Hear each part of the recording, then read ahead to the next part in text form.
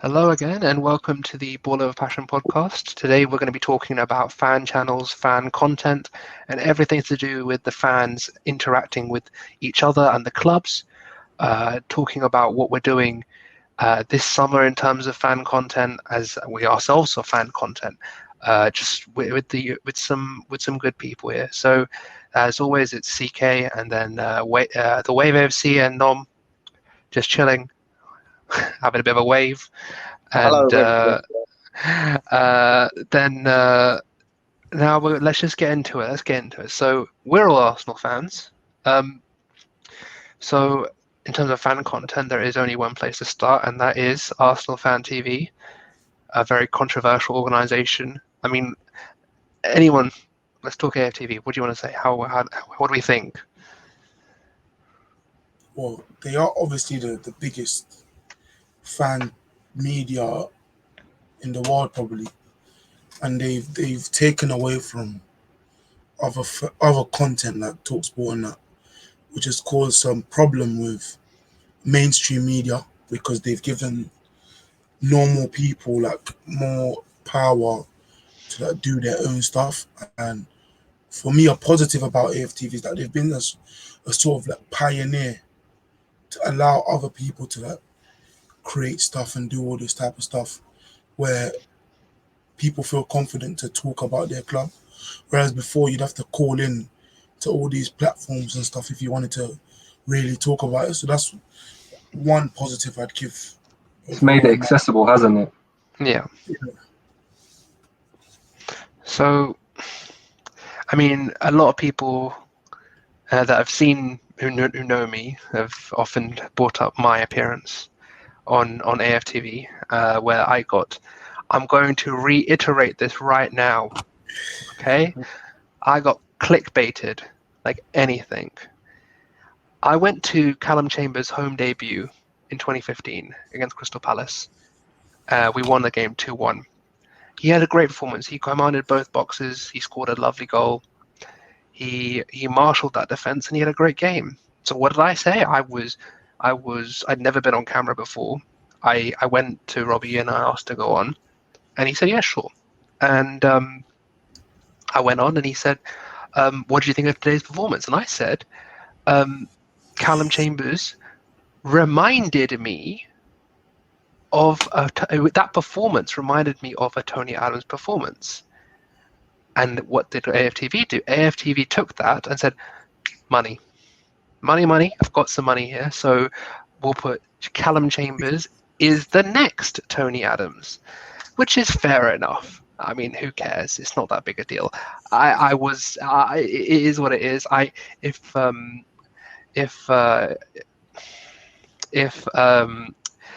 anyone wants to see it, I will be posting it on the Twitter when this gets released. I'll post the whole video link. You can all enjoy having a laugh at me when I was 25 years old, looking at trying to deal with my own anxiety. But back to the point, AFTV is a two-edged sword. There is a positive part to it because it does give fans a voice, but in that same context, it gives fans that don't really either. I'm not going to sugarcoat it. Don't know what they're talking about, or don't want to, or don't want to be right, basically, over trying to convey what actually happens and how they actually feel. They want to present a narrative that they can feel they can either get clicks off, or they can show to their mates, or whatever, or go look back in time and from now and get the "I am inevitable" gif out, and I'd be like, okay, that's I'm sick, everything's fine. So Ahead of the curve. head of the curve, yeah, AOTC. But yeah, I want to hear from Noma. I want to hear from Wade. What do you guys want to say about AFTV? Wade, you go first, bro. Yeah. I'll fire for a bit. Yeah, I think it's obviously a channel that was started from a good place, like thinking in a good place. Let's give the fans a voice, and I think Yeah, it was probably born out of frustration as well, because obviously it came out of a period where I can't even remember when they first came about. When was it? Was it around 2013, or was it before then? You're on mute, by the way, CK. I I mean, think 2013 was when people really started to like notice it. So yeah. Yeah, but definitely it was a good few years before we'd last won the league. We'd seen a lot of our great players leave, or top players, top prospects leave. You know, with Nasri, Fabregas, Van Persie, and it was obviously born out of a way for fans to kind of get what they're thinking off their chest. And at the end of the day, it's a fan channel, so it's for the layman, and the football fan is the layman. So I don't think it was anything. We wasn't expecting people to kind of come and talk about it too in depth.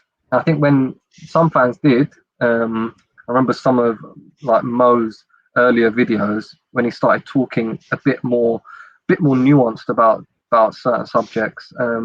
It was a breath of fresh air. And I think, you know, where it's kind of ended up, it's like any huge media company. It needs to start catering to the masses, and it's obviously got a winning formula, which it worked out a long time ago, and is kind of keeping to it. So yeah, at this point, maybe it doesn't represent all the fans how it used to, but I don't know. I think it's just a victim of its own success. right, no. I don't know really where to start, guys. I mean, I was probably like most of you guys when AFTV first came. I found it kind of amusing. It was interesting. It was different. It's nice to hear some fan views.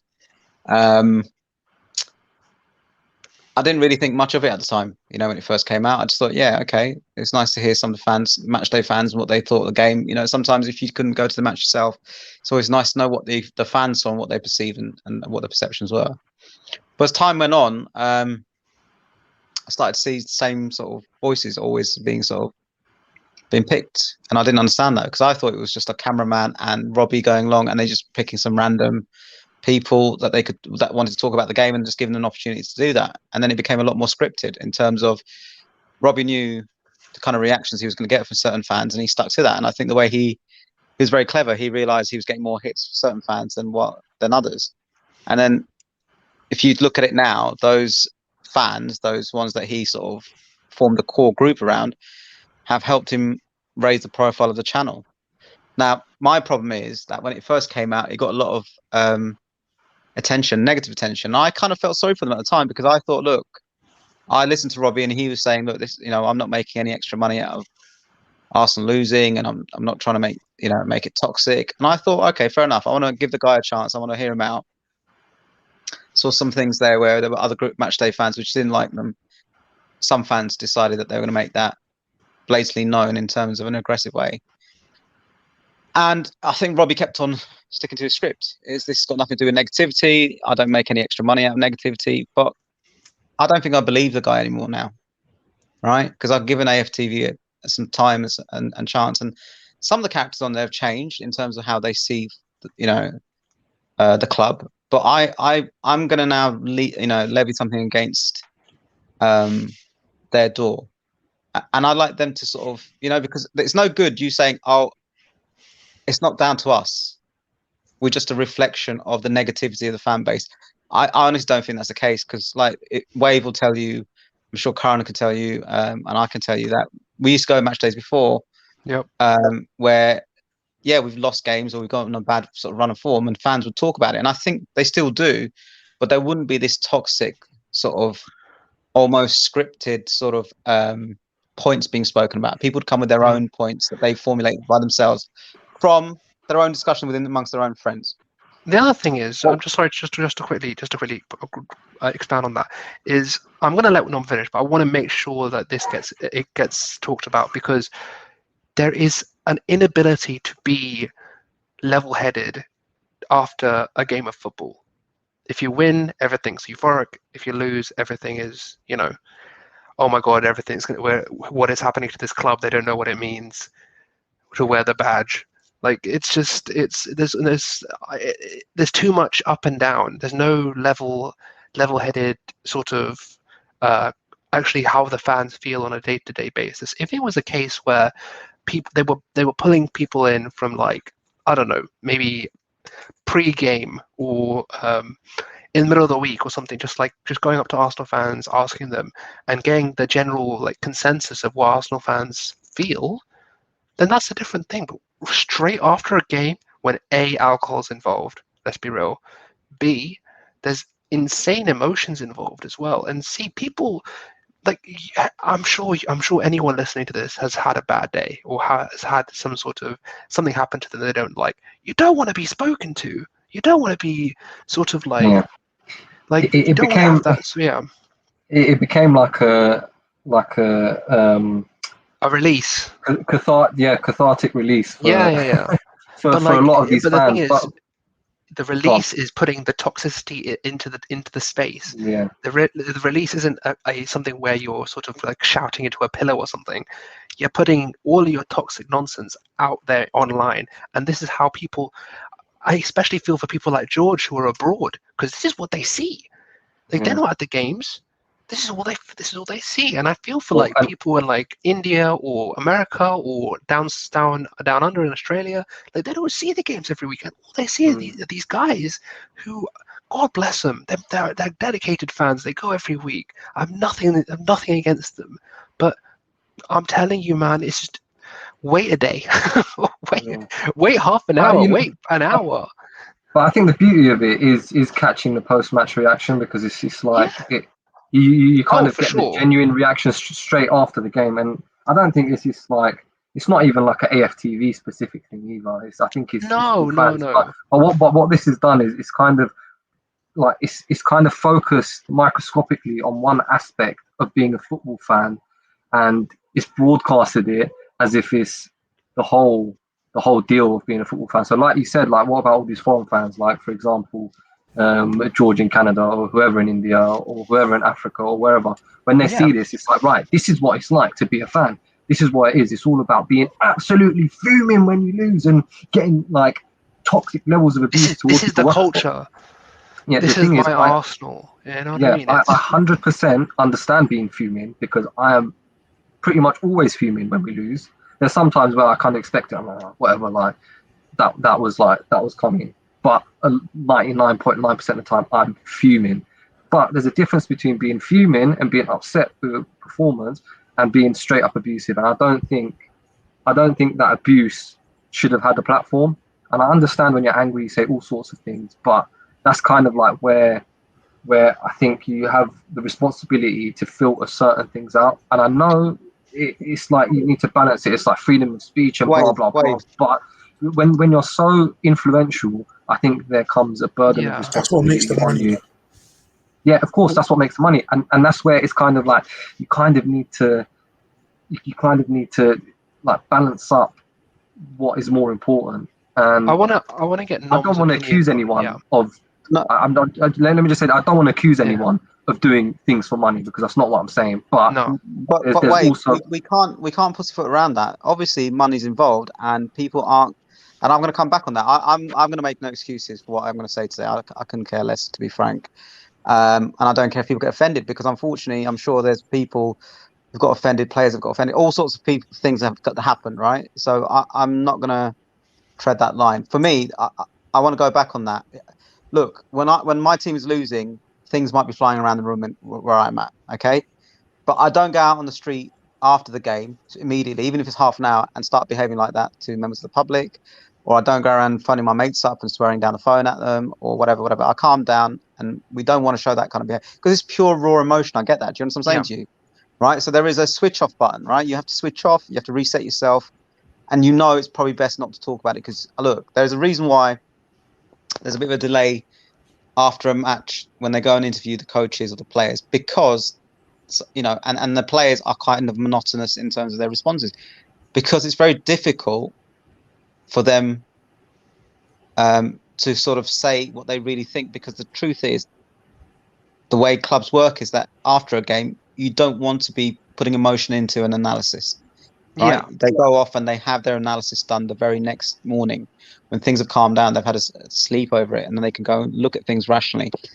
Now, look, yeah, it's great novelty value for you to get fan reactions straight after a match, especially after a defeat. But the truth is, it's very difficult to stay objective when you are emotionally compromised. Okay, Yeah.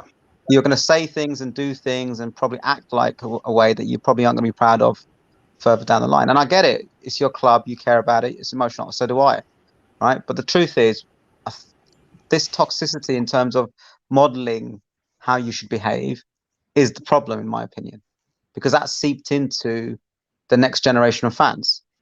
That's my problem. I see the next generation fans, and I don't know if they know anything about the club. I Yeah, think they think 100%. the way they behave is the way they think they should behave, because there are adults out there who behave like that on camera, and they've watched them most of For their life. years. For Yeah, years and for most of years. their life. Yeah, yeah. And to be frank, going back to what CK was saying about, look, this is for money.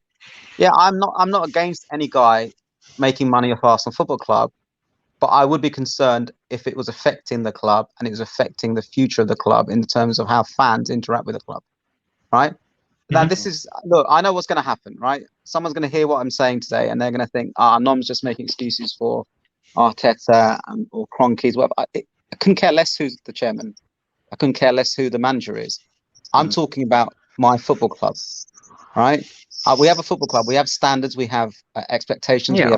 We have a certain tone that we want to keep within this club. It's based around the history of the club, which goes beyond any chairman, beyond any particular one manager, right? In fact, I'm one of those people who says, like, it's important for fans, new fans or younger fans, for them to actually understand the club that they're supporting. This is more than just a club, right? It's funny though. I mean, and we're probably going to go on to this later, Karen, but we're going to talk about football Twitter, where people, where we have people who say that they're high standards FC, but they can't even have discourse where it's high standards, right? It's only high standards FC when they're arguing about things and Yeah. opinion.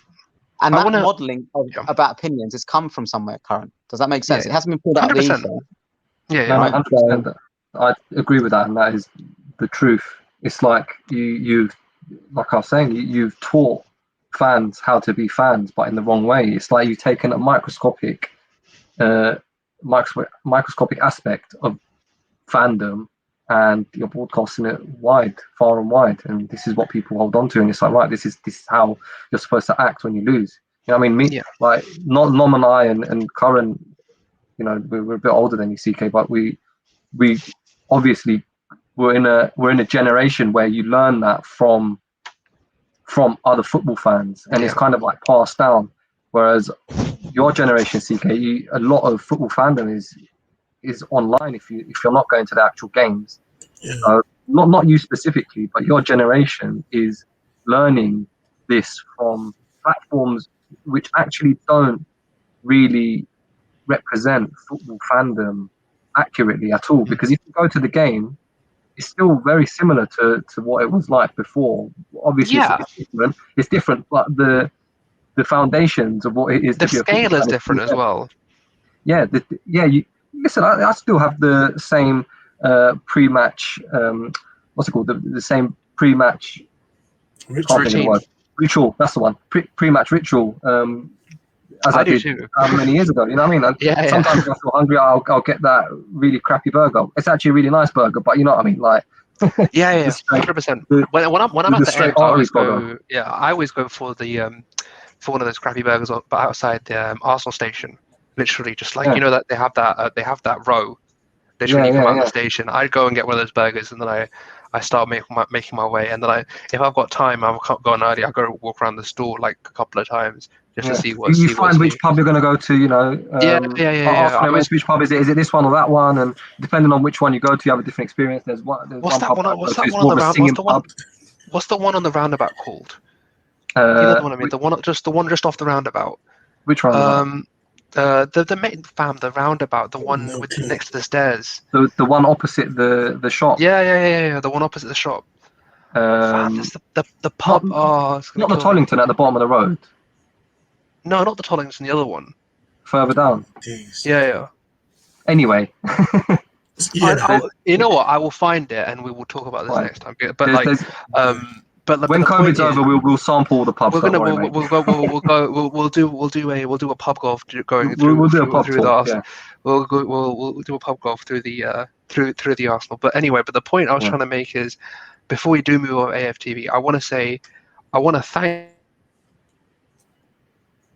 Right. brag on them Yeah, or for whatever. sure. I want to thank them for establishing a platform for people like me, people like CK, to my days. His I'll go. his connection. His hamster Yeah. stopped running on the For wheel. me on So AFTV, it's like they have obviously done some positives, obviously, with them. Like, for getting to 1 million subs is not easy. So like they have done some good to get there. But I think that um there are a lot to do with yeah, some internet cut. Fuck's sake. there are a lot to I'm do with back. some of Yeah, the negativity in the Arsenal fan base.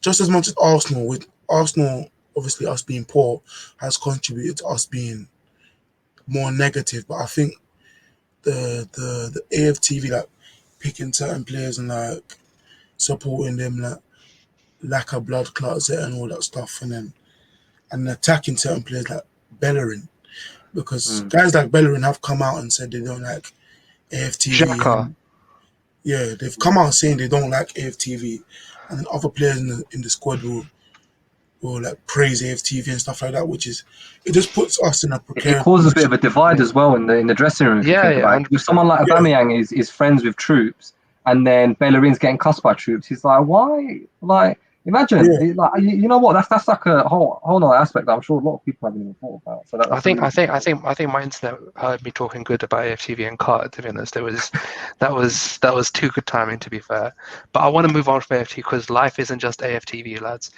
No, There they are will other fan continue. channels. They will continue. I think personally, I'm not saying this to be like edgy or anything. I think they're on the decline.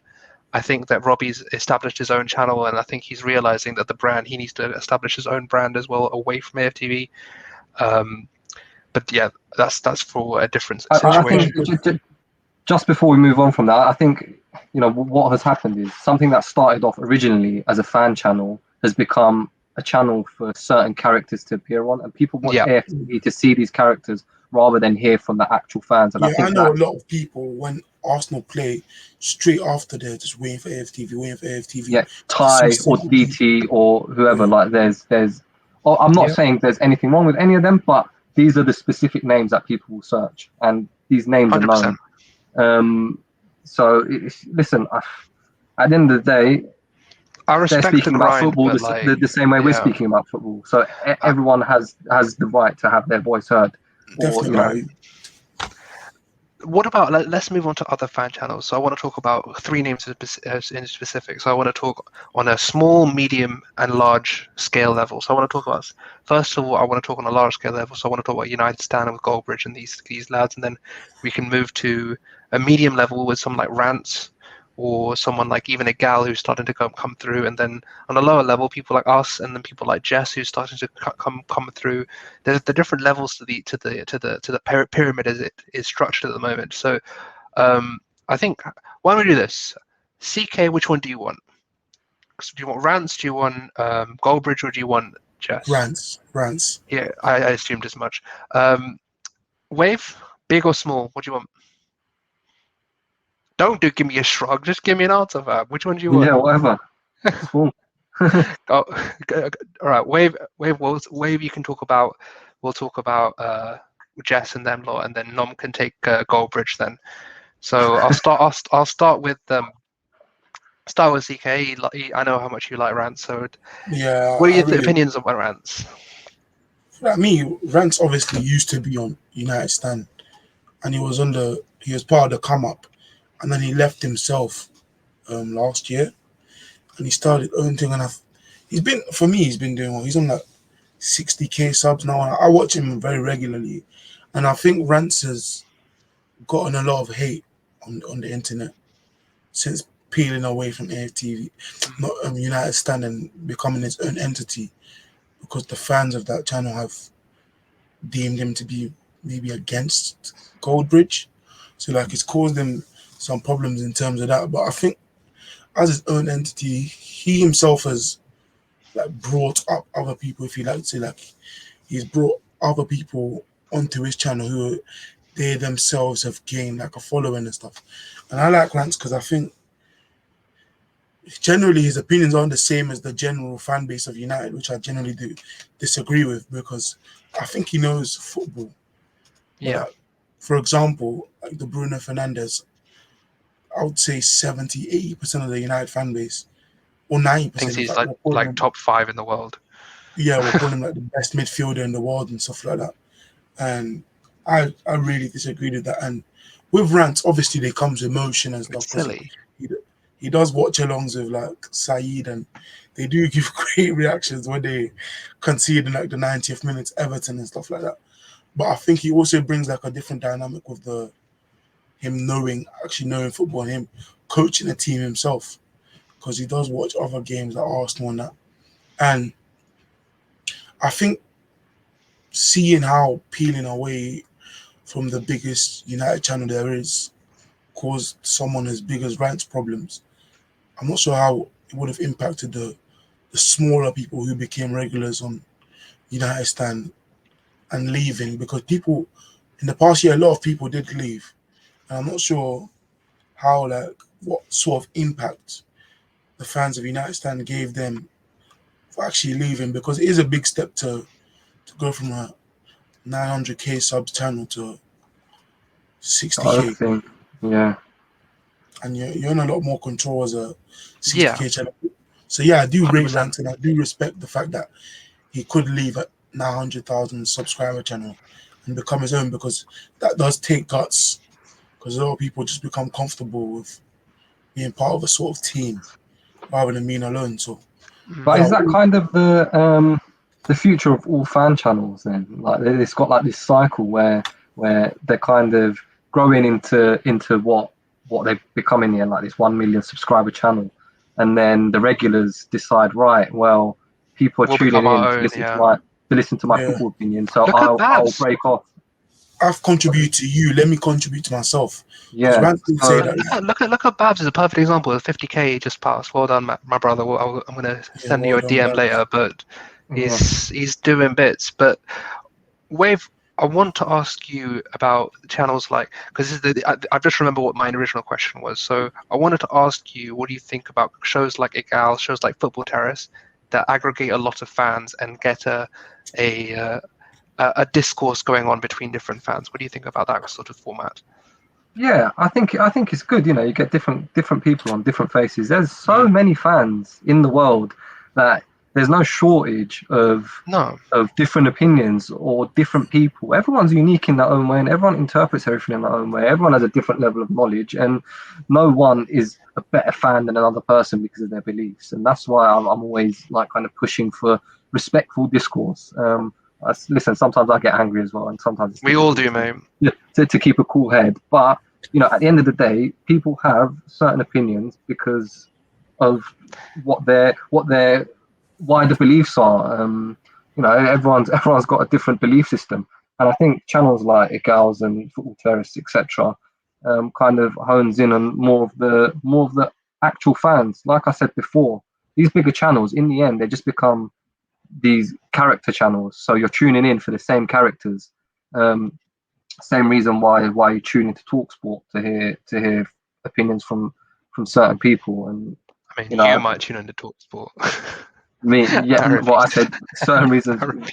I'm speaking generally. I know. I Honestly, know. honestly, I just, yeah, I'm the kind of person who'd rather not listen to something Yeah, me neither. um that's It's like listening to oversimplified. LBC. I can't do it. I can't Yeah, do it. yeah. Listen, I don't want to cuss TalkSport either, but personally, it's not for me. I kind Yeah, of not for me. Yeah, I, no, 100%. Look, there's I want to respect. hear, Yeah, yeah, I want to hear something that isn't inflammatory, yeah. that trying to gets reactions out of people, and but ultimately football's a game of emotion, so that's why these kind of channels have good followings, because Mm. everyone's in it for the emotions, and you want to see you want to see the raw emotions and people shouting sometimes, so For me, that's why they're there's so a popular. different. I, before I let on, for me, there's a difference between not liking something and not having respect for something. I don't like TalkSport. I don't like a lot of football media in general. But I respect Talk Sport for what they've done in their space. I respect what AFTV have done for their space. There's a 100% difference. And I want Nom to talk about the United Stand and the bigger accounts and how they're influencing the thing. And I'm going to talk about the podcast side. So I'm going to talk about the kickoff specifically, because that's one of the only shows I do watch on regular, which I've kind of stopped. But Nom, what do you think? United Stand, other big football channels, maybe the Spurs one if you can manage it. But you know what? I'm going to be honest with you guys, because I think I was just thinking about when Wade was talking about Talk Sport. I remember watching. Do you remember I told you guys before? You know, when we were talking another podcast about talking about how we became fans. I was talking about radio shows, and there used to be one of the things that used to happen after Radio 5. When I used to listen to Radio 5, they'd have the phone-ins. There'd be some crazy stuff in there. People were allowed to leave voice messages, and there would be someone hosting it. And I think Talk Sport then picked that up and ran with it. And I think AFTV came along and then modelled that sort of talk, because there was all sorts of controversy and all sorts of funny, controversial things that were said, you know, in these phone-ins. And obviously, that's the sort of entertainment value I think that Robbie's tapped into in AFTV. And then I think Mark's come in and seen Robbie's formula, and he's then developed his own product. But I think his product is very unique compared to what Robbie's done, even though I think Mark does still look up to Robbie in terms of what he's done with his business model. But Mark is more like he's got presenters, you know, he used to have rants and bants as well, and he's got other presenters. But to be honest, he's the main man, right? Yeah. He does his live sort of follow alongs, etc., and he does, you know, but he's the main face of the channel, and he sort of does most of the work behind, from what I can tell, from behind the scenes and in front of the camera. What does interest me about Mark is he's very loyal to the club. I mean, don't get me wrong, he calls out things that that he needs to call out, but I think there's a balance between him, and I can't believe I'm giving this guy credit, because I usually tend to laugh at him. And funny enough, I look out for the clips on Twitter when he comes on and they clip the bit where he's losing the plot. So it just shows that I've also been roped into observing someone else's emotional moments, and I guess we find it amusing if it's not our own club and it's someone else's club and they're losing. But Mark, I think, has been really, really clever. I think the corporate side of it, he's been really clever at sort of incorporating into his channel. I think he's got a tried and tested formula. I think he is still in the process of like picking up presenters, but I think his presenters act as presenters. They don't insert their opinions as much as they do in AFTV, which is interesting for me. So I think, generally speaking, for me, like when I watch my own fan channel, and I don't watch it very often now, AFTV at all, unless something interesting comes up that is thought-provoking, which unfortunately is rare. I just feel like with Mark, he's got a product where he sticks to more of an experience that reflects the majority of his fan base. Does that make sense? So, for example, when this issue about Ole Gunnar Solskjaer being, people being Ole out, Ole in, he took the side of the manager, and he sort of stuck to his guns on that. And obviously, I know I've seen like Rance's channel, and I know Karen was talking about earlier on, he's more of an Ole out guy, and so his channel's been geared towards that. Okay, but from what I can tell, he's not been afraid to call out things when he sees it, but at the same time, he's been quite supportive of the club to a certain degree. Maybe not of Edward Woodward, and probably rightly so, because of the fact that they, failed on some transfers and stuff. And he definitely wasn't sort of licking the Glazers' bums when they were taking Man United into the ESL. So for me, I think he strikes a much better balance. I think Robbie on AFTV, in comparison, I have to compare, right? Because I think he inserts himself into the discussion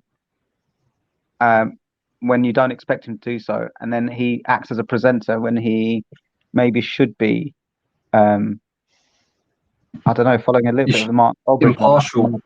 You should be a little bit impartial when you take that role. I think. Wave, I've got to give him credit. He can be when he wants to be, depending on who he he's is. got. I find he is. I find he's quite a good interviewer. He gets the good questions, the good answers by asking good questions. I'll give you an example, Wave. The other day, he was having a discussion with DT, and DT, I know he managed his own team, right? but something about football came up, and DT was giving him abuse for not knowing his football, for being poor in his football knowledge. And I'll be frank with you, I've listened to Robbie, and some of the stuff that he comes out with in terms of his football knowledge is really poor, right? I'm not doubting his commitment as a fan, by the way. This is not the same thing, right? You've met lots of fans who've gone to games for a long time, but have poor football knowledge, right? We all know someone, right? But I expect someone. I'm not going to lie, a lot of them. I'm trying to be nice nowadays, the football knowledge is accessible to such a huge level that I find exactly. You don't really have an excuse anymore. There's no excuse. Especially if you guys are my age, right? I mean, no, not so much. For me and Wave, we're the same age, right? When we were growing up, imagine having like all these, the Instat, and like imagine having football, all these different websites, all the access they had. Bro, we were on Windows 95, fam. Like, come on. Yeah, but then I think it's kind of going too much to the other side now. It's birthing all these tacticos who think they know what they're talking about, and they're completely missing like the whole other aspects of football. It's got emotion, psychology. I mean, that's a good segue. Let's put it that way. We could talk about podcasts a different time. I want to talk. I want to make sure we get a good. On, because this Windows turned Twitter into a bit of a flaming dump. Let's put it that way. Yeah. So I want to talk three things when it comes to football Twitter. I want to talk thread dudes, so the tactical lovers. I want to talk spaces, because I've got two of the dons in here, and I want to talk.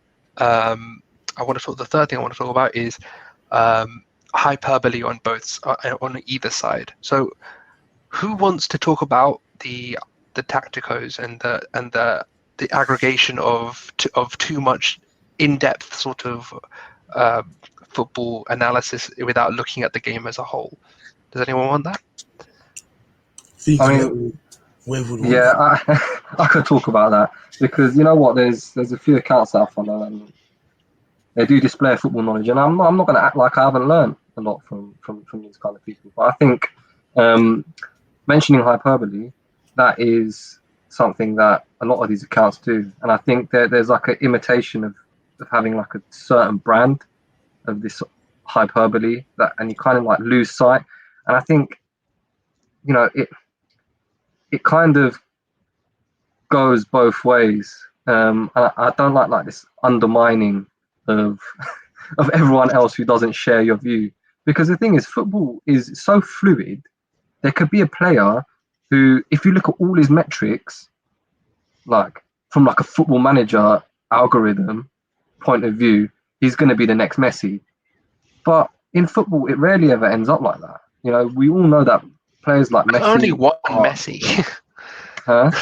There's only one Messi. And there might ever only be one Messi. Exactly. You know what I mean? We probably will see another player close to that level at some point in our lifetime. I don't want to get too far into it, but I really, really can't see it being on that level. Mate, football science. Yeah, but football science is only getting better. You know what I mean? So as time goes on, there's no doubt. Maybe it might not be in our lifetime, but there will be another player. I hope so. I really hope so, because me and you were in our peaks around that 2011, 2012 Messi Ronaldo peak battle, Clásicos every year. Those battles. I don't think I'll ever forget this. A player that they always compare back, because there's been the Cruyff, the Pele, they looked at Cruyff and Maradona, and you know what I mean. Is he going to be the next Thierry Henry? There's always someone. Exactly. There'll always be someone. That's besides the point. But if you look at the metrics, there will be a player that will be this next big thing, and he might not get there because he might get injured, or he might make the wrong move. He might go on a loan to the wrong club, and that manager doesn't get the many variables. There's so many variables, and I think a lot of these accounts do wrong is they're like, this player is going to be this. This is what is going to happen, mate. Who would have thought that Tottenham were going to get to a Champions League final? You know what I mean? No one would, like, if you look on paper, that's never going to happen. Anyone think Harry Kane would become one of the best strikers in the world when he was playing for Millwall? No. Did anyone at Arsenal think that when he was the slightly overweight kid who was Andy Robertson at Hull, for God's sake? We can go on forever with this. Like, exactly. But the point is that people look. we all love George. George is my guy. I love him. He's a good friend of mine, and I feel like he does this. He's probably the best guy I know at this. He doesn't look at things in terms of specifically what happens tactically. He will say, "This is what I like." He has an opinion. He doesn't just say, "Oh, this, and this, and this is how I am right. You rest of you are wrong." By the way, I don't include George in the tactical thing. No. George, No, but he does. He does. is He slightly does very different. good tactical. He does tactical. He does very good He tactical does, yeah. analysis. I've learned a lot from George, and I think the difference between George and these other tactical accounts is George is an idealist, and he says this is what will happen in the best case scenario. Obviously, as Yeah. we said, football is unpredictable, so that scenario No, probably not happen. But you know, he gives predictions of if everything goes this way, this is what will happen. Whereas other tactical accounts say this is what's Yeah. going to happen. You know, can't believe you don't see this. You're not looking closely enough. I'm not going to say the exact words because then you know exactly what I'm talking about. They But you make know you what I an mean? Like, idiot if you don't agree, yeah, which so is basically, like these little lines, and it's like I think you're undermining a lot of people. And Look, If I have to see, wait, if I have you to know see why one I more think person those say what YKB, I swear to God, if you say YKB to me ever, I'm just like blocked, Yeah, muted, but leave me you alone. guys, do you know why Like, I think the tacticos that we know think like the way they think? I don't know any older tacticos. I no, only know these younger tacticos, and I think what's going to happen. I'm going to make a prediction. It's going to be outrageous prediction. It's going to be almost like a tactico-like prediction. tactical norm, tactical and tactical. Yeah, I'm not a tactico guy, but I tactic nom, understand. Yeah, no, but I'm going to make a prediction. As tac these nom. tacticos gain more experience and get older, they're going to hold less onto these very fine principles that they all have because they're going to realize how fluid football is. You only realize that when time passes and you've seen cycles of tactics, formations, And you've seen Yeah, players player fail, and you've seen profiles. players that you haven't expected absolutely thrive. Exactly. So Um, what the problem is when you're young, and this isn't targets at anyone, by the way. This is a general statement. When you're young or younger, you might get a few football things right, and then you think you've cracked the code. And the truth is, you never really do, right? And I was saying this in a sense because we've got this transfer market coming up now. In our group of people, we were all sat there and doing what I've done for donkey's years, which is to write down players that we like to buy into our team. I gave a caveat.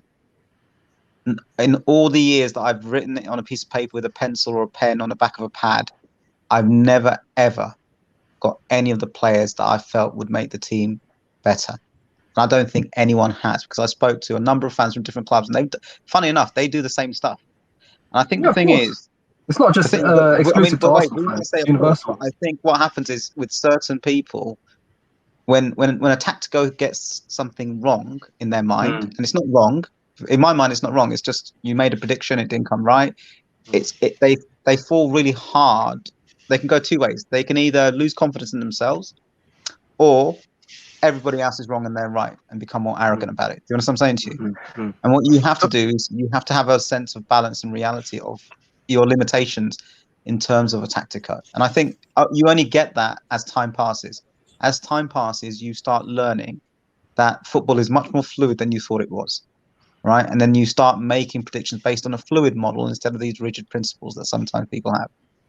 Okay, so that's my opinion on tacticos. You know what? I love reading them. I love following them. I love what they do with analysis, and sometimes I'm super impressed with their commitment and dedication. But I tend to start I getting really turned off those people who just stick to their opinions and aren't willing to listen to other people's. Right? But you know When they what? still think There's they're a valid few of them points. that shouldn't even be lumped in that category, you know, because they do excellent work, and they do their due diligence, and they're quite humble about it as well, Yes, you're right. which I think is the most important aspect, because you know when you're willing to listen, that is when you're going to learn the most, and you know when they do, this is why they have so much knowledge, and this is why they're the highest quality ones, because they're genuinely learning rather than pigeonholing themselves into these beliefs that may not be true. And not only that, though, I think they've got to understand football is an ever developing learning experience. It never stops. Wait, we're old, right? What I knew when I was you're 20 old, is mate. different. Yeah, okay, well, okay, I'm old. I'm sorry, I'll just classify myself. I'm old. What I know at 20, what I knew at 20 is not the same as I'm No, in my 40s now, right? of course So, not. and the truth is, I'm still learning, and I don't Yeah. like to think that I will ever stop learning, No, right? I think that's the So most for me, important thing you when I can have a teach. conversation with a tactico, I'd like to think that they can teach me something. Yeah. But it's interesting because with some tacticos, I think it's very difficult to understand how they deal with things when they don't go the way they plan it to, because I think that's the mark of the difference between a top class tactico and one which is still getting to grips with the term and the Or if they're responsibility. given information that contradicts their belief. Yes. Because they could either reject it or take it in. They might not hold the correct belief. Or wait, they become themselves very bitter about it, and then it starts molding their future ideas about football, and that's a bit weird for me. Yeah, Right? I don't think it should be like that at all. You're sharing knowledge. You should be willing to take knowledge in as well. And it's the cleverest minds in the world weren't so closed. They'll debate the old Why did you ancient Greeks phrase it on the like forum. that, fam? Why did you phrase it like that? Well, how did I phrase it? I'm really not sure what you said. Man said, take knowledge in. Like, what? Come on, man. What was you meant to say? I think Go on, Wayne. Go on. Let's, Take it out. Karen's Give lost it out. Take it in. Give it out. Take out. I don't No, understand. I don't understand. It's just You have me. It's just obviously me. filthy, It's just thoroughly me. filthy. Feel absolutely filthy. I don't know what you thought I was talking about. I'm talking about your brain soaking in the Brain, yeah. liquid knowledge. Right. Anyway, Karen, man, you besides the can't point. get yourself into laughter. You're running this show, so come on. Yeah. Spurs. Okay. I can't remember what I'm saying. Right. No, So but you need to be willing. You need to be willing to learn as much. Yeah, And for sure. the ancient Greeks in the forum, they used to go in there and argue for hours. But everyone's going in there with a mind willing to learn. You know what I mean? So Yeah. you kind of have to be open-minded. I mean, talking about open-minded, I think it's a good segue because I want to talk about the hyperbole. Cronky in, Cronky out, Glazers in, Glazers out, Arteta in, Arteta out, Ollie in, Ollie out. Hell, Pep in, Pep out. Because there is that does happen. There are legit people that want Pep out. I have no idea why, because of no UCL maybe, but the impetulant children want Pep out. I don't care. I'm calling you impetulant children. I don't give a shit. Cry. You have the best manager in the world, in my opinion. But there's so much hyperbole on the timeline, and there's so many people consistently melting down. And I haven't spoken much. I'm gonna take this one. So every day since about May the 1st, maybe May the 2nd, around that first week of May, because that's when the season starts to wind down. People were understanding where we're going to finish, and maybe 7th, maybe 6th, maybe 8th, wherever, or maybe even out of the top half. And then we started to hear, okay, the team isn't good enough. Arteta needs to buck up basically, and the Arteta out brigade were in force.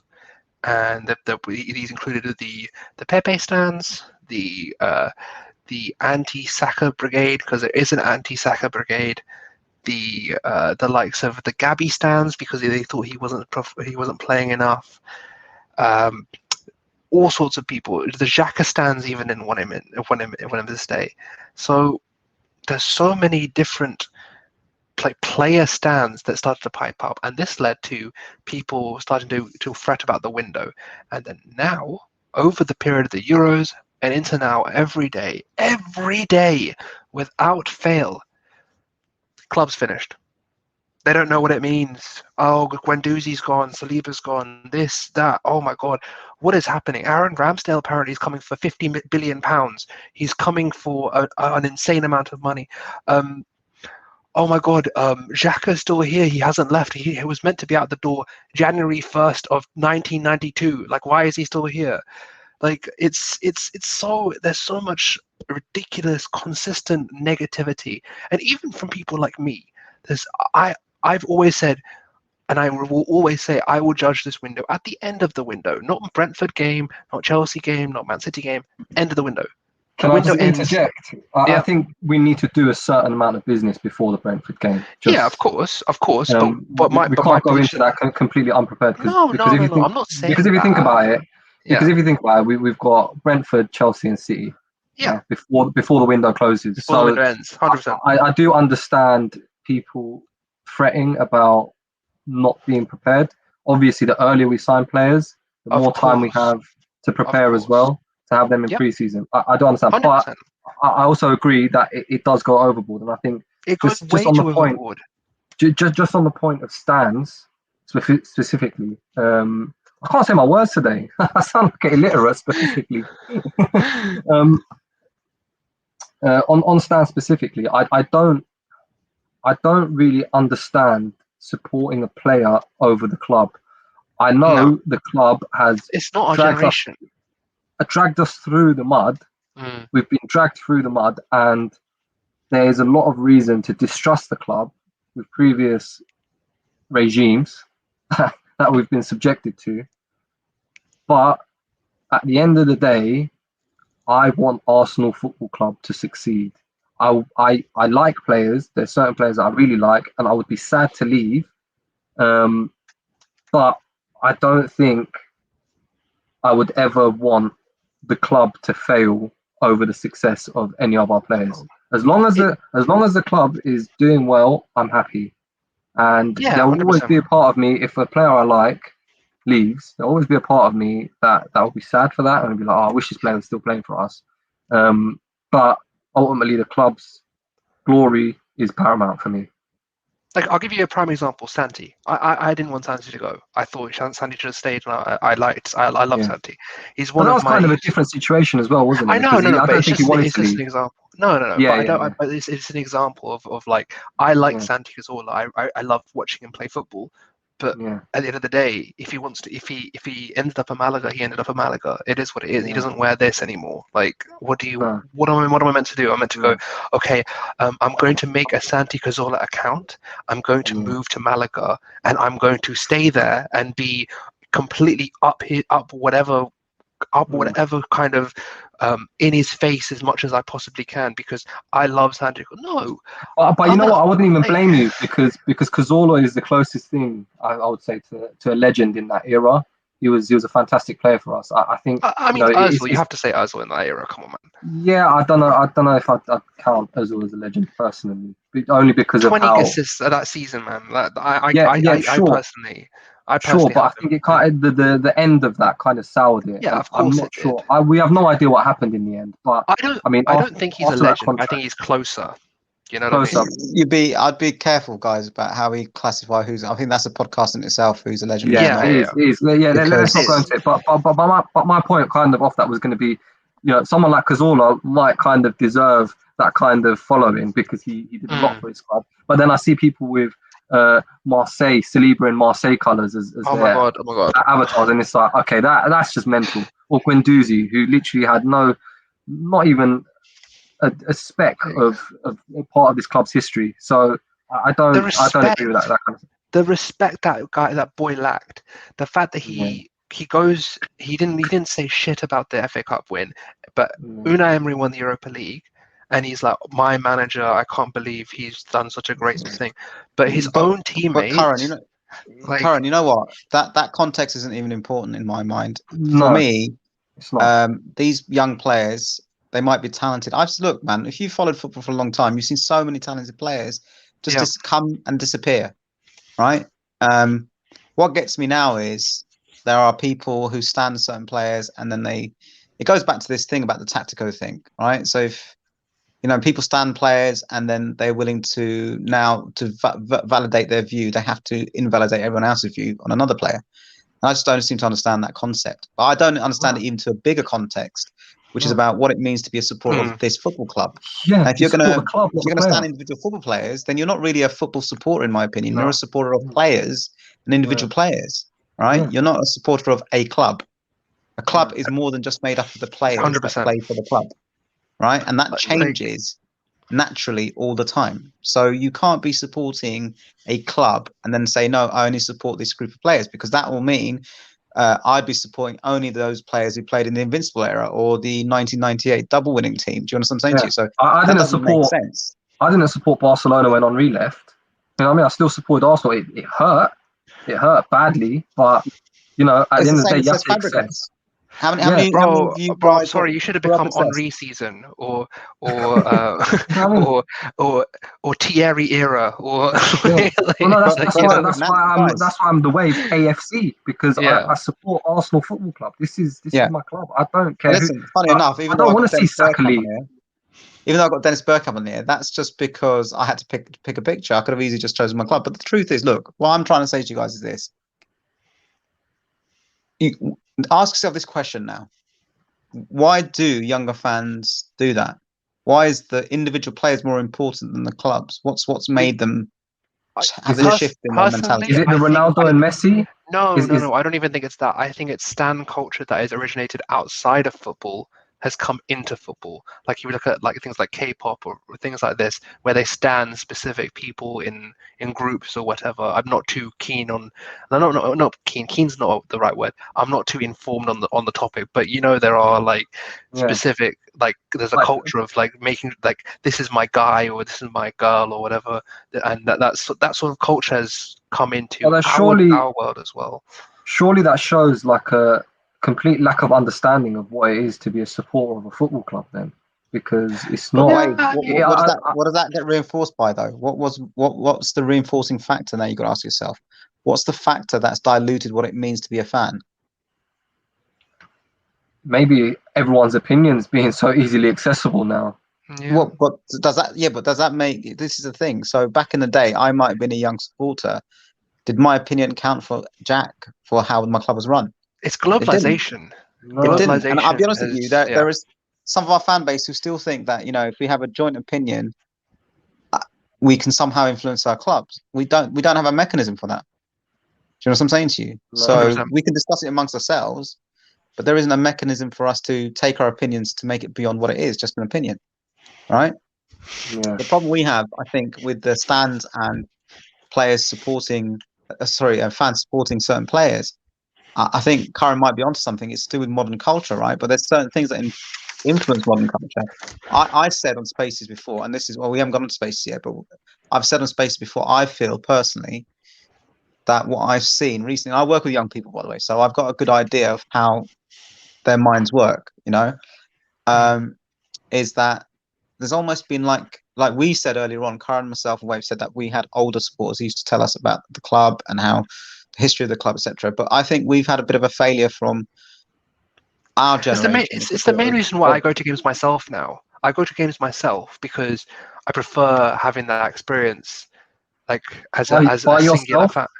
As in, like, when I go to games, I don't go with my mates anymore. I don't go with I used to have mates, but I just go to go myself. I prefer just sitting there, enjoying the atmosphere, being present in the game instead of being like, okay, let's get a bunch of lads in. I mean, when we all go to a game, as in the four of us and the rest, Z and George, the rest of us, that's a different thing. But as a game-to-game basis, I go by myself. I'm more than happy to go by myself. I don't care if that makes me seem like some sort of weird loner. That's just how I prefer to do things. Yeah. People go to the cinema by themselves. You know, no, that's not the same thing. That's not the same thing. That's not. Do not put that on the same. No. Personally, I haven't, but I don't blame anyone that has either. No. You enjoy something by yourself. It's fine. It's a different dynamic of going to games by yourself and going to the cinema by yourself, mate. I don't know, man. I don't know. I think. Well, do you guys go? Do you guys always go with people, or do you just? Yeah, I think I go to the game. Yeah, I go to the game with people usually. I kind of enjoy the meeting up and the camaraderie about it. You know what I mean? I like going to the pub. I like getting a bite to eat. I like having my little ritual, and yeah, usually it is with someone. You know, Yeah. I've got two. Yeah, I've got I'm like Wave. I go if I go to the games, I'll definitely go with like a group of friends, and some of them sometimes aren't even all Arsenal supporters. Some of them like just want to come watch get an Arsenal game, right? Because I've taken one of my in the Tottenham time that mates to I've an been a Arsenal game. supporter, yeah, Yeah, but in the I've time taken I've been a Chelsea supporter, fans, though, or I've taken United fans. My dad's a United yeah, fan, but Arsenal are a so club like, people would pay to go and watch. We've always been a yeah, club yeah, like that. Do you understand what I'm yeah. saying I to you? mean, People would go and pay like, money to go and watch us play football because mm, we play football, right? So like, even when like you know what I 100%. mean I by don't that, I mind mean we going with play other good football. people, but like predominantly, I prefer. Like, I go to what I usually do is I'll arrive at Arsenal maybe an hour or two before, and I'll go to the pub and have a pint or two and just discuss with whoever's around or the bartender or whatever. Just other fans. Just get a bit of a lay of the land, what's going on with the game, and then I'll go and watch the game. And then I'll just go home. It's not that's that. I prefer that, but obviously Yeah, there but the is the thing other is, side of it. I doubt you would go there and just like stay within yourself. When you do things like that by yourself, you do tend to just speak to random people. Yeah, 100%. Oh So no, I much that's why I prefer can that. totally I believe prefer that. why it's a good experience for you. You know, because Yeah, no, yeah, I always do that. I'll go to the pub and like I'll have a I'll be watching the game and I'll have like, it's like, you go to the gym, you meet random people and you have a bit of a chat. But like, I have gone to games with people. Like, I remember the 5-3 at Chelsea at Stamford Bridge. I went with like 3 of my Chelsea mates, and that was a brilliant game. I've gone to games in Prague when I was studying there with mates before. But like, I don't know. It's just, I prefer it. You know what I mean? Like, it's an experience. But anyway, we're straight from the point. I want to talk spaces, and then to finish up, I want to talk ITKs. So, Snom, Wave, Space Dons, let me know what we feel about spaces. I mean, yeah, it's kind of just like an offshoot of the general stuff that you see on the timeline. And I think unless you're in a certain space, it could not be a great experience. I'm just talking about football because I don't really join any other spaces. And I don't really follow any other people to kind of see what other spaces are. I'm sure there's like different kinds of ones. Maybe people discussing. There's some really weird like ones. Let's put it this way, Wave. It's probably best to stick to football ones. They're probably the safest yeah, ones. yeah. Yeah, so I'm not really well versed in what's going on in the other spaces. Let's just put it. There are There some random spaces. I'm looking at you, Kevin Durant. Like, I've seen man going in some mental spaces. Kevin, what are you doing, Kevin? But in terms of football spaces, these lot, right? The two of these lot below me and the guy next to me, all 3 of these man, call me an addict on spaces. You are I'm the I don't really say anything about that because I like I didn't spaces say as well. that. I'm I just just saying join and that talk. I'm you the are addict. always on Yeah. spaces. Every Was time I go on Twitter, you're doing a space. was like a month ago. I'm in recovery, fam. I'm not an addict, fam.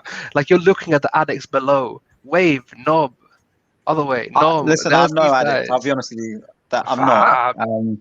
I like it.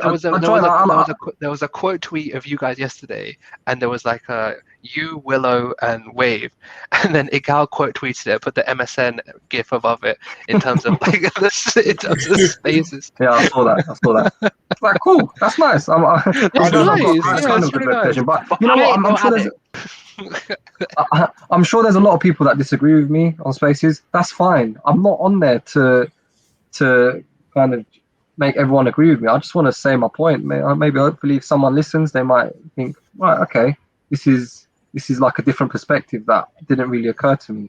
I find like some spaces, the spaces that I'm frequently in, are like-minded people who are willing to listen, and I would only want to be part of those spaces. But sometimes I've joined spaces which are a little bit more aggressive, and I just think there's no need. It's kind of like the way some people speak to you on those spaces is kind of like, you don't know what the fuck you're talking about. You're an idiot. Not in those words, but just the tone and the way people reply. I don't really have time for that, and I think spaces can actually be. Sorry, go on, CK. I was gonna say they try to undermine you, and that's a big thing Yeah. why I don't go on spaces in general, is because Yeah.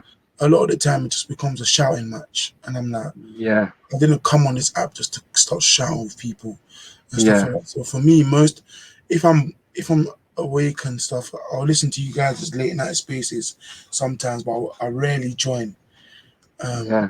Like, spaces are not my vibe, to be honest. I never really been active on spaces. There was a period where I probably went on a space that 3 days in a row, and that's probably the most I've ever done. Like I haven't been on a space in a long time. And there are spaces that you can find of people just talking football, and it is interesting.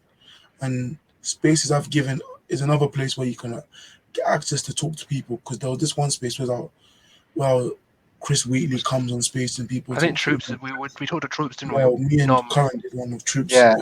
Yeah, but I kind of like that, and you know what? Spaces can kind of be like an offshoot of something like this, where you know you have specific people speaking, and then you have a load of other listeners, and that's kind of what I see spaces as. You know, I'll tell you why I prefer this though.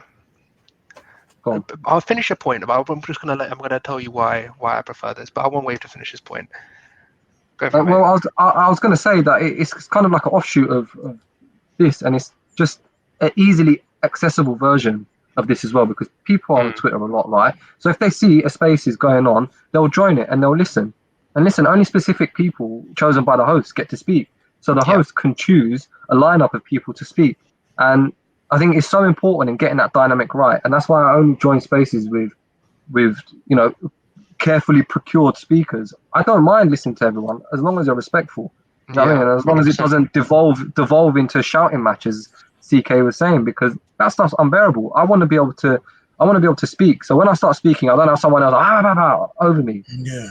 You know what I mean? Yeah, but I think, Wade, you know what? Originally, when I first got into spaces, which is, to be honest, by accident. It feels so long ago now. Yeah, it feels so long ago. It feels like a lifetime ago. I wasn't planning to talk. I remember going into spaces, and I don't think the space that I first walked into or entered. This is the messy of spaces talking like he's not messy spaces. But I'll be honest with you. When I went in there, I just felt like there is no way anyone can have any constructive conversation. And then I remember coming out that, and I was lucky enough to go into some spaces where I did not know some people, and then we could construct. I think the only thing that's been useful is how Arsenal football Twitter have managed, not necessarily in every single space, but in the spaces that I've been in, we've managed to construct this idea of how you should be a respectful speaker. Now, sometimes when people speak for the first time, they can still get that wrong, right? So have been some multiple offenders. Yeah, there are some multiple offenders. They've come along and are really disrespectful. And I think what it is in spaces is, regardless, like, I think some people thought spaces was this like a battleground, and the truth is it's not.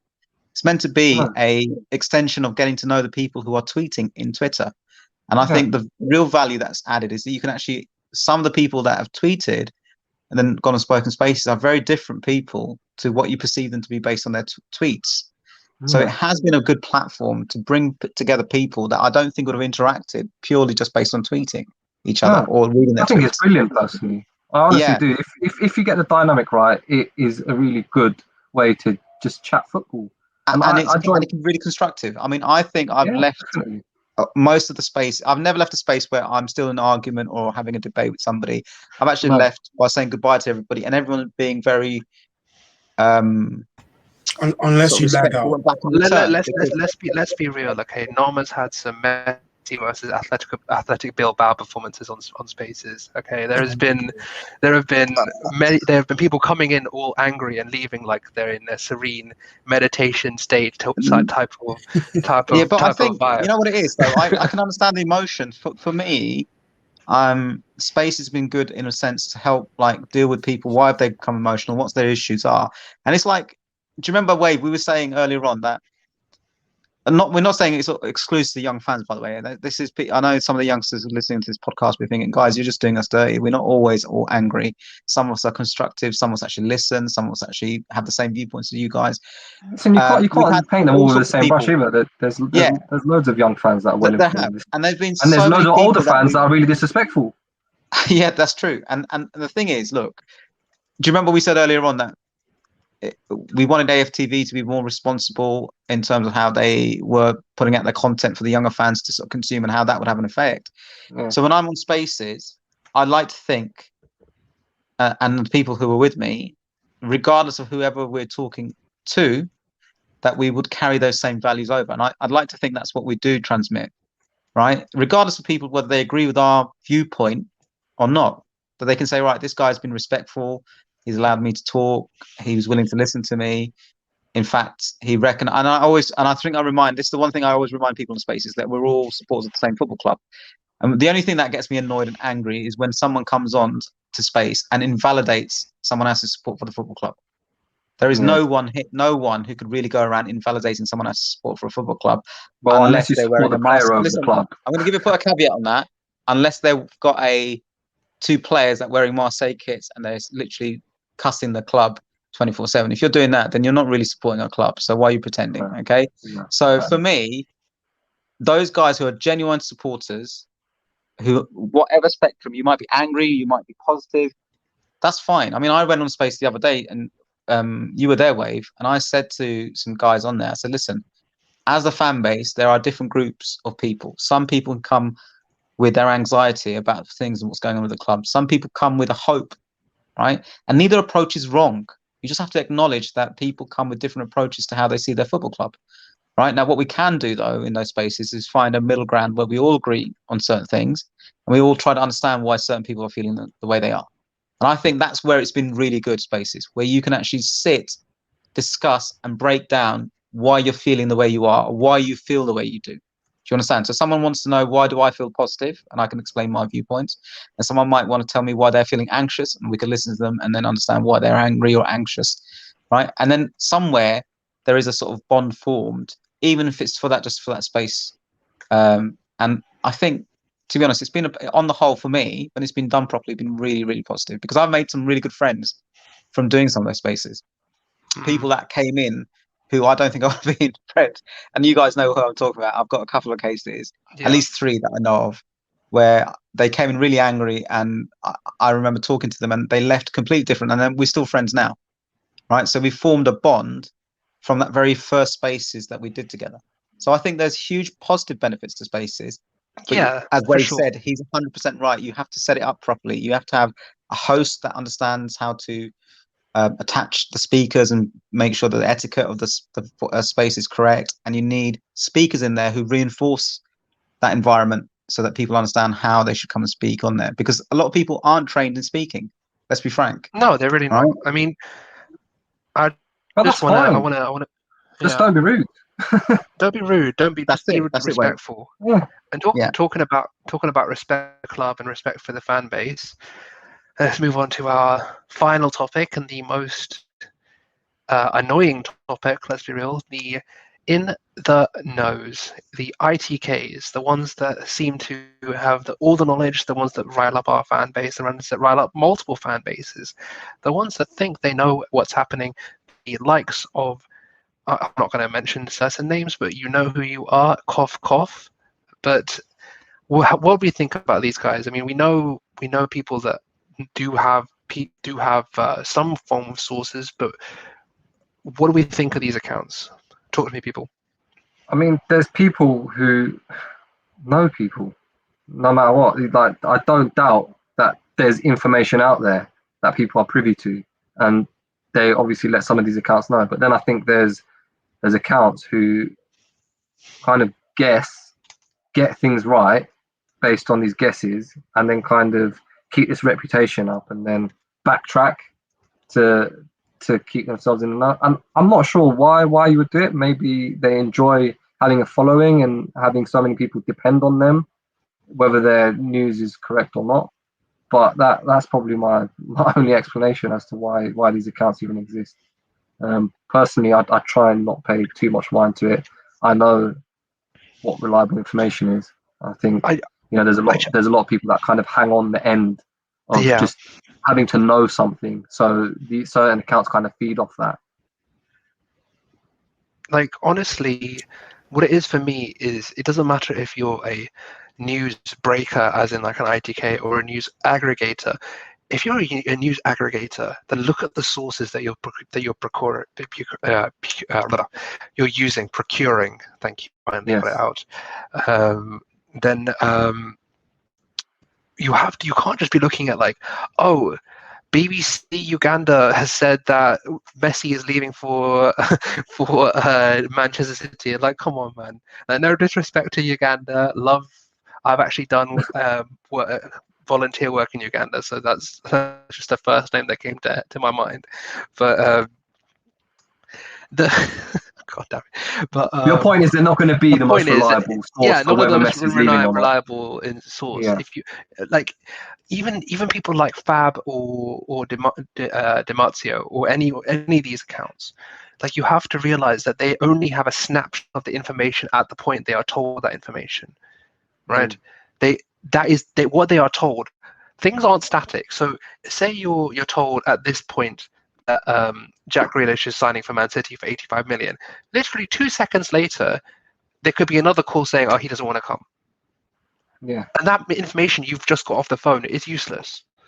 And also, So- there's newspapers that completely just make up rumors anyway, Thank like you. literally based on nothing. So I don't know, where do you draw the line though? Are you an aggregator like News Now, where you just literally post every single rumor about whatever club you're aggregating for, or do you start filtering out? Because then if you start filtering out, you'll start putting out information that kind of suits your own personal agenda or your personal narrative that you want to build It's for the not even club. about personal narrative. It just have a degree of respect for the people that are using your account. Because if you know for a fact that the sources that you are quoting are dog, like, why put it out there? Why put that narrative out there? It doesn't make any sense. Clicks.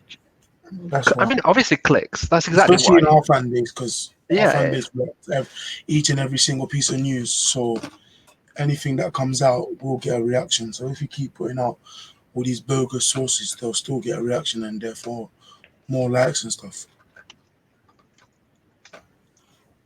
It's mental for me. I just think it's just, I don't even want to say, like, with the ITKs, it's just, or even all new aggregators or any of these people, it's the fact that they're willing to just make stuff up, just out of thin air, Yeah, or just but guess. Karen, you know what the other problem is though, is that there are younger fans that can understand. They're still learning how this rumor business works, right? I got onto Twitter, I'll be frank with you, honest to God, because a friend told me that if you want to get the best Arsenal in terms of what breaking news before the news, then I think it was Jeff Arsenal and then it was AFC Amden. And I was talking to one of our friends, our mutual friends, about this and telling him how I got onto Twitter. And that was the only reason I got on. And then when I got on there, this obviously lots of tactical analysis and tacticos and all those other things came along, and football clips and compilations, all that. And that's what I was kept the me same as you, entertained. Nom. Yeah. And so the thing is, once you've been on Twitter for a long time and you follow some of these ITK accounts, and usually what happens is the general pattern is there has never been an ITK from the very start that's still an ITK now, right? From when I've been following football Twitter. So it's very difficult to find someone who has been consistent in the know, because, and I mean a genuine in the know, right? Because the truth is, the way information gets filtered out to these sort of platforms can be from different sources, right? It can be from within the club, it can be from agencies, from agents, it can be lots of different sources.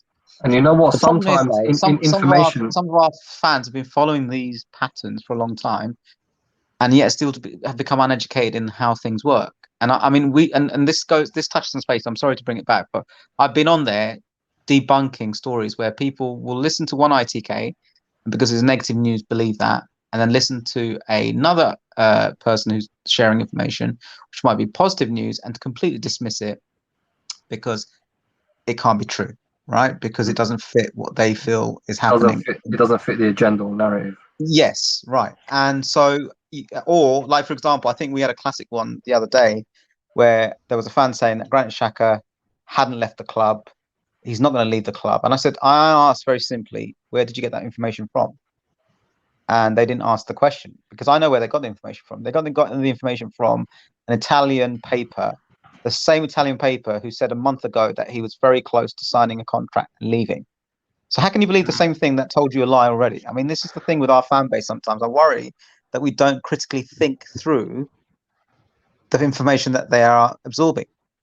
They don't double check it. They don't cross-reference it a little bit. It doesn't take a huge amount, right, for you to do that. You've got lots of information at your hand.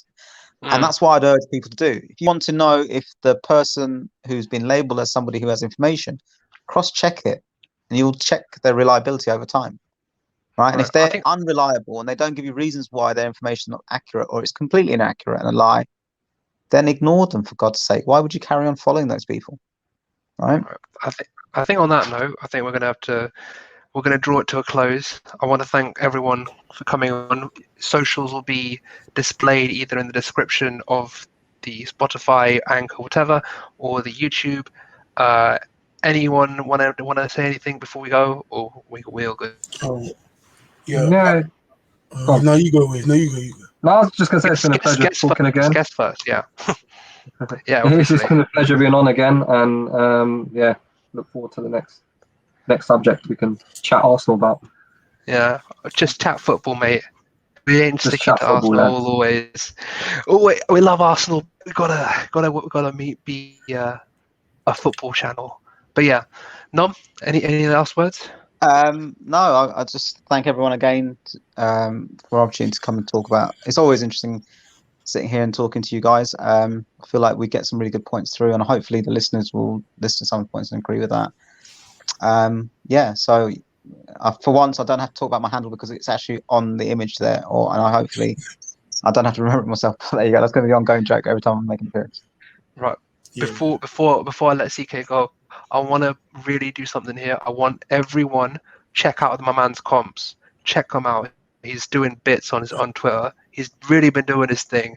If you followed him, follow him. Don't reply to him. He's gonna try and knock you out. It's okay. It's okay. Don't worry about it. No, I've started to reply to people. I can't lie. If you don't reply to my tweets, I've started to reply to them. There's no worries there, but like, yeah. He might try and find you. I'm not gonna lie, but No, I've vouched for CK's work. He's doing some excellent work, man. And he's he he's keeps on checking like it out topping the every time. previous work every time. That Gabby So comp what- is it's brazy, bro. It's good. yeah, that one took a But bit yeah. of time. Yeah. But yeah, like, Yeah, on that what am note- I going to say? I was going to say something. Was it about your comps? Because I wanted to make sure No, that it wasn't. I It got was that out. about like my favorite like football fan. Mine's probably Filthy Fellas. If you want to, Yeah, mine's is check too. out Yeah, like mine's is fan Filthy content, Fellas too. check I'm out Filthy Fellas. like Check I out can't Ellie. believe you just brought that up because I would have loved to talk Filthy Fellas, but I I know. really do like I do. We don't have the time. I want to let people go. So before we go, quickly follow the Twitter, Ball Over Passion. Follow at Pure CKK. Wave FC at Nominality. He's finally got his Twitter handle in his little box. I'm very proud of you, Nom. My name is Karan. You can follow me at Karan BOP. Please again like, subscribe to the YouTube, follow us on Spotify or any other what do you call it? Podcast platform, including Apple Music. I've tried to put the link in the Twitter to Apple Music as well. Thank you very much, and good night, everyone. See you soon.